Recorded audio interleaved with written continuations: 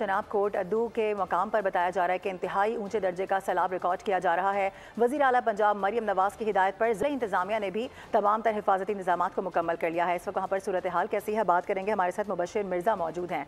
मुबशिर बताइएगा।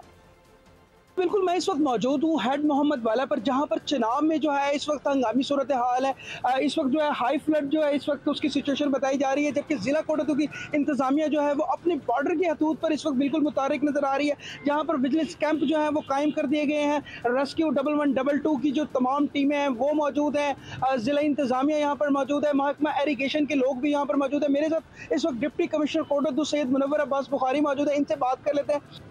जी, अगरचे डिस्ट्रिक्ट कोटद्दू की हदूद में फ़्लड वाटर के एंटर होने के चांसेस बहुत ही कम हैं, बल्कि ना होने के बराबर हैं। अल्हम्दुलिल्लाह तमाम जो कोटद्दू की आवाम है वो महफूज हैं, आबादियाँ महफूज हैं, लेकिन फिर भी प्रिकॉशनरी मेजर्स के तौर पे विजिलेंट रहने के लिए और फर्स्ट हैंड इंफॉर्मेशन गैदर करने के लिए हमने एक रेस्क्यू और विजिलेंस कैंप जो है वो हेड मोहम्मद वाला रेस्ट हाउस में हमने कायम कर दिया है। कोई भी हंगामी सूरत हाल पैदा होती है तो जिला इंतजामिया जो है बिल्कुल मुतहर्रिक है और तमाम तर इंतजाम उन्होंने मुकम्मल कर लिए हैं। जी बहुत शुक्रिया आपका। सब्सक्राइब करें और बेल दबाएं ताकि कोई खबर रह न जाए।